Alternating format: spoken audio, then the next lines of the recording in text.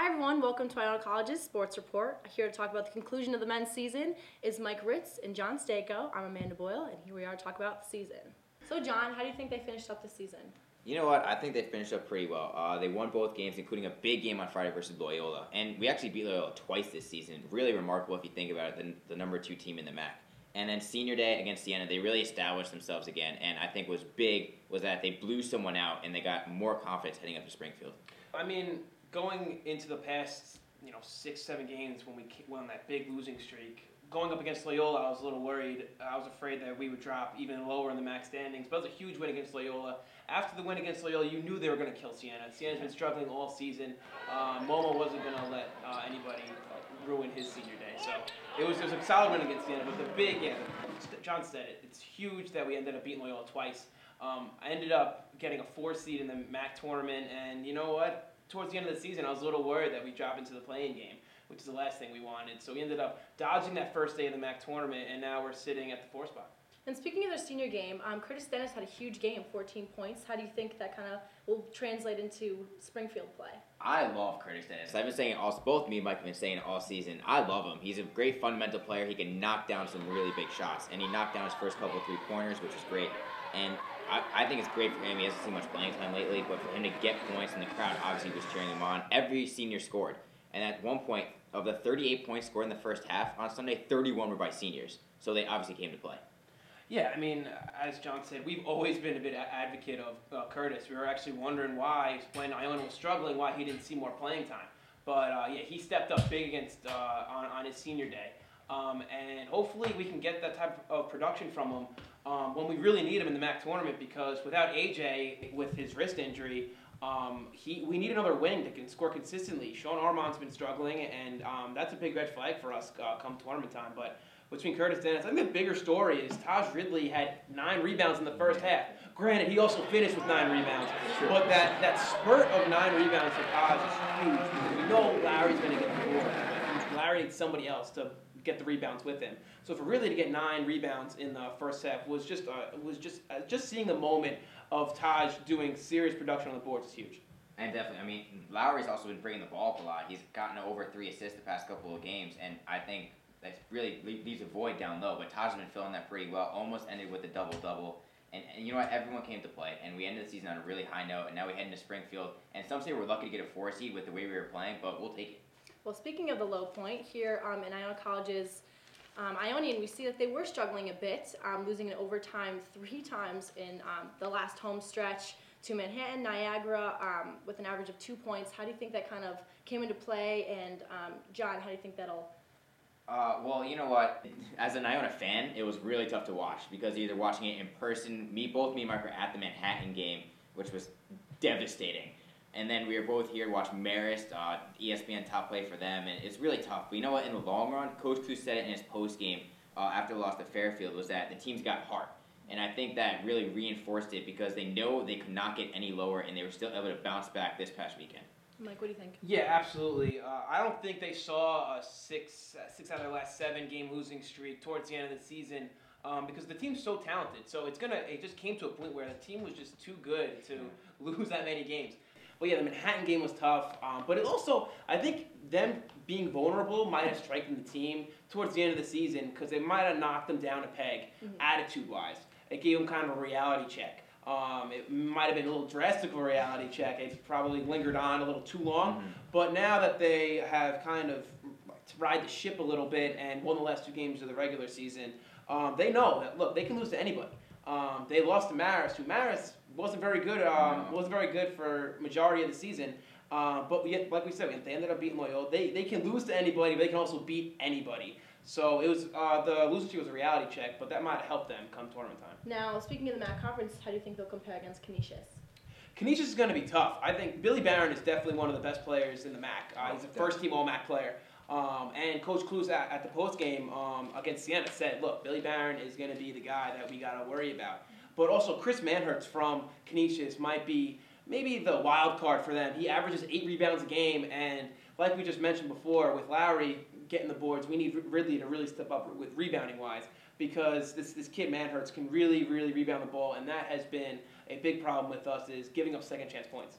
Second chance points. I mean, Brian Byer was quoted as saying that we are one rebound away from being the first seed because we have 4 straight offensive rebounds to Niagara. They hit the dagger 3, end up losing that game. We would be the first seed right now. So rebounding, as you mentioned, going to be huge. And also, Manhurst is very physical down low. You got to worry about foul trouble with Taj and Lowry. We aren't deep down low. When Diggs Makobu is your third string center, and no offense to him, but he's not a 5. So we're going to have to work on the boards and guard Barron from the outside. He lit us up from three-point land when we visited Canisius. He averages 16 points per game. He can go off at any moment. So do you think we have more of the running game or more of the height game with the posts?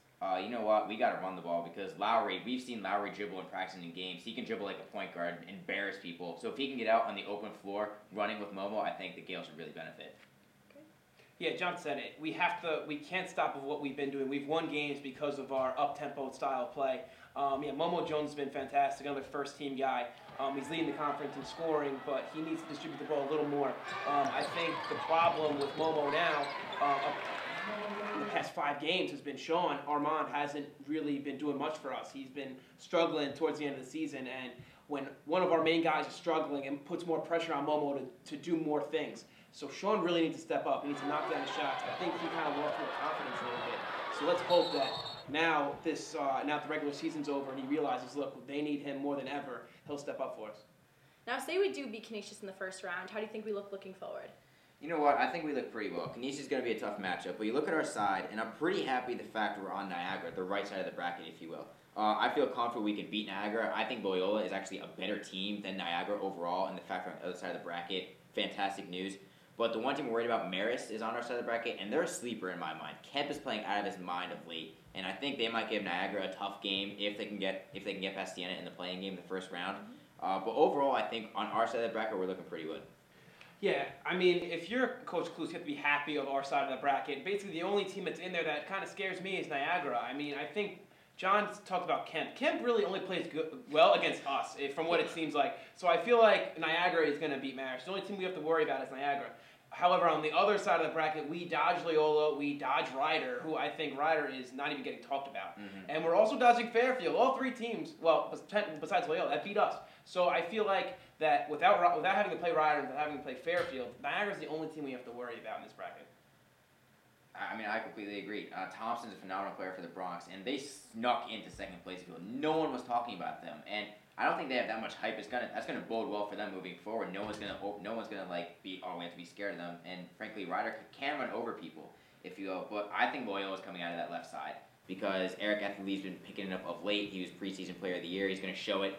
He's gonna want to win. And for Iona, if we want to get to the championship, we're gonna have to beat Niagara. That's gonna be the key. Can we really overcome the heartbreaking loss we had to them up in Buffalo? That's gonna be the big question. So is that your prediction? Is that what you're sticking to? I'm sticking to Loyola, Iona in the championship. And how about you, Mike? Yeah, I mean, I agree. As well as Ryder's been playing, I think Jimmy Patsos is too good of a coach for Loyola to at least not make a championship appearance in the MAAC.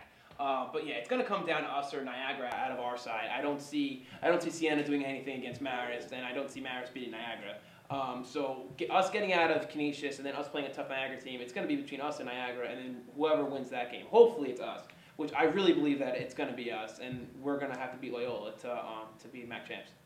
I mean, if we beat Loyola, Jimmy Patsos is last year in the MAAC, so you know he's want to go out on a winning note. And I mean, I remember last year when they won, his press conference was phenomenal. Both me and you love him because we get to see his press conferences, interact with him. But Loyola is a great team, and the fact that they started off so slow this year, but they picked up of late because they improved in all aspects. Iona was really their only late season knock, if you will. And granted, they beat Manhattan in their final game of the season, and that's another game to watch moving forward. That first round game, Loyola Manhattan, might be their toughest matchup in the whole entire tournament before you get to the championship. Yeah, I completely agree. I think Manhattan's been a sleeper all season. It's kind of scary how good they would be if they had their best player playing the season. Beeman's been out all season. But they've really played well. I didn't think they were going to be anything once I heard Beeman was going to be out for the year. And John's right. I think Loyola and Manhattan's going to be a great matchup. They only had a 2-point win at Loyola on Loyola's senior day, which is it's a huge play for Manhattan. So, yeah, I think the game's going to be tough. I don't think Manhattan's going to take Loyola at MAAC championships, but that's going to be a big game. But like we said, it's going to be between us, Niagara, and Loyola to win the MAACs, in my opinion. And now, thankfully, we do have a lot of returners coming back to the MAAC scene. How do you think they're going to perform in front of the fans in Springfield? How do you think that's going to go? You know what? Heading into Springfield, I hope we get fans there. Last year, the attendance was a little lackluster. It was the first year there, and it's a far drive for most of the schools to go to. So I hope Iona fans go up there. I hope they support their team. Now, how do I think the team's going to perform? Coach Kluse mentioned in the post game against Siena, after the Siena game, that the arena is tough to shoot in, and the Gales struggled shooting there last year. And you got to worry Sean not shooting well of late. I mean, he had 11 points against Siena, but all of them came in the second half. He's been streaky. You got to wonder if he can even pick it up in a tough arena to play like Mass Mutual. Yeah, I mean, I agree. It is. I think last year that was a huge difference. Not us moving from the Times Union Center to the Mass Mutual Center is huge. But I also think them playing there last year is going to benefit them this year. Oh, definitely. So yeah, but the big question mark is Sean. We've said it before.